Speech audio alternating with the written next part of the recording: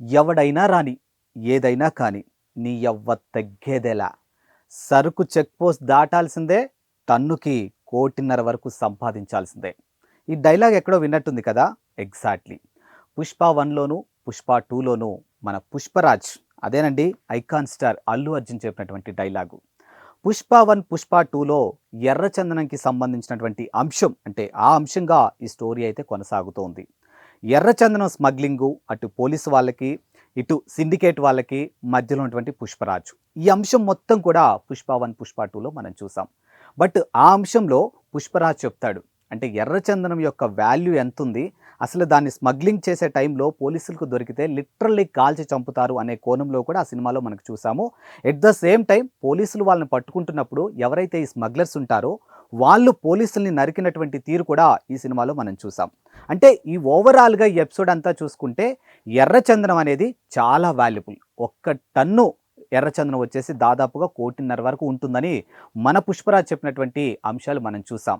But నిజ జీవితానికి వస్తే మాత్రానికి ప్రస్తుతానికి అటవీ శాఖ వాళ్ళు మాత్రానికి 'పుష్ప' సినిమాలో చూపించినంత గొప్పగా అంత సీన్ లేదంటున్నారు. ఎందుకంటే ఒక టన్ను ఎర్రచందనం కేవలం 70-50 లక్షలు మాత్రమే పలుకుతుందన్నట్టుగా ఇప్పుడు అటవీ శాఖ వాళ్ళు ఒక నివేదికనైతే వెల్లడించడం జరిగింది.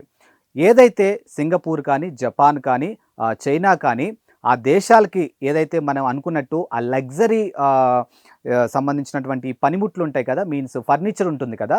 సో ఆ ఫర్నిచర్కి అక్కడ ఆర్థిక సంక్షోభం ఎదురవటం వల్ల ఈ లగ్జరీ ఫర్నిచర్ కొనుగోలు అనేది కాస్త తగ్గిందని, సో దానివల్ల ఇప్పుడు అటవీ అధికారులు టెండర్లకి పిలిచినా కూడా ఎవరూ కూడా దాని మీద అంత సుముఖంగా చూపించినటువంటి సందర్భాలు లేవన్నట్టుగా అటవీ శాఖ వాళ్ళైతే కొంచెం మాట్లాడుతున్నట్టు ఒక అంశం అయితే వినిపిస్తుంది సోషల్ మీడియా వేదికగా. బట్ ఇందులో ఎంతవరకు వాస్తవం ఉంది, ఎంతవరకు అవాస్తవం ఉంది అనేది ఒక క్లారిటీ అయితే లేదు. బట్ తాజాగా ఈ అంశం అయితే సోషల్ మీడియా వేదికగా కొంచెం వైరల్ అవుతుందనే చెప్పొచ్చు. ఎందుకంటే 'పుష్ప 1, పుష్ప 2' ఇటీవల కాలంలో రిలీజ్ అంటే 'పుష్ప 1' 3 సంవత్సరాల క్రితం రిలీజ్ అయింది. బట్ 3 సంవత్సరాల క్రితం రిలీజ్ అయినప్పటికీ కూడా 'పుష్ప' యొక్క ఆ మానియా కానీ, ఆ ఫీవర్ కూడా అలా కంటిన్యూ అవుతూ 'పుష్ప 2' వరకు వచ్చింది. బట్ ఓవరాల్‌గా 'పుష్ప' అనగానే మనకి మొదటగా గుర్తొచ్చేదైనా ఉంది అంటే ఎర్రచందనానికి సంబంధించినటువంటి అంశం. ఇప్పుడు అలాంటి ఒక ఎర్రచందనానికి మీరు 'పుష్ప' సినిమాలో చూపించినంత సీన్ లేదు అన్నట్టు చాలా సింపుల్‌గా కొట్టిపారేస్తూ ఉన్నారు అటవీ అధికారులు.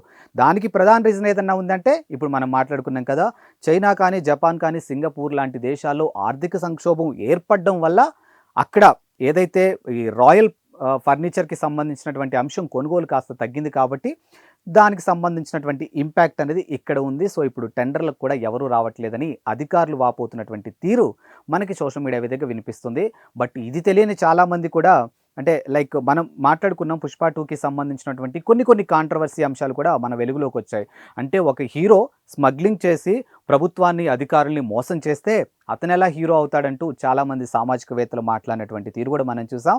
ఇప్పుడు 'పుష్ప' లాంటి 'పుష్పరాజు'ని ఇన్స్పిరేషన్‌గా తీసుకొని చాలామంది యువత కూడా కష్టపడే తత్వాన్ని మానుకొని హ్యాపీగా ఎర్రచందనం స్మగ్లింగ్ చేసేసి అమ్ముకుంటే మన లైఫ్ సెట్టు అనే కోణంలో కూడా చాలామంది యువత తప్పుదారి పట్టే అవకాశాలు ఉన్నాయి. కాబట్టి సమాజానికి మీరు ఏం మెసేజ్ ఇస్తున్నారు అనే కోణంలో కూడా చాలామంది సామాజికవేత్తలు మాట్లాడినటువంటి తీరు మనం చూసాం.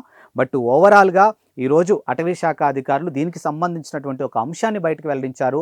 సో అంత సీన్ లేదు అన్నట్టుగా చాలా సింపుల్‌గా కొట్టిపారేశారు. కాబట్టి ఒక్కసారి ఇదే ఎర్రచందనానికి సంబంధించిన అంశాన్ని ఆళ్ళ స్టైల్‌లో ఒకసారి చెప్పాలంటే, ఎర్రచందనానికి సంబంధించినటువంటి అంశం అంటే అటవీ అధికారులు ఏదైతే మెన్షన్ చేస్తూ ఉన్నారో 50-70 లక్షలు మాత్రమే అంటున్నారు.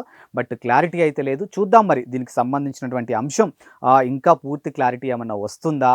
లేకపోతే బయట దేశాలు మనం అనుకున్నట్టు ఆ దేశాలు ఆర్థిక సంక్షోభం ఏర్పడింది కాబట్టి అక్కడ ఆర్థికంగా వాళ్ళు మెరుగుపడితే ఖచ్చితంగా ఈ రాయల్ ఫర్నిచర్‌కి సంబంధించినటువంటి ఆ లగ్జరీ ఫర్నిచర్‌కి సంబంధించిన అంశాలు వాటి కాస్ట్ కూడా పెరుగుతుంది కాబట్టి ఆబ్వియస్‌లీ ఎర్రచందనానికి కూడా డిమాండ్ పెరిగే ఛాన్సెస్ ఉంది అనేది మనకి తెలియాల్సి ఉంది. Thank you.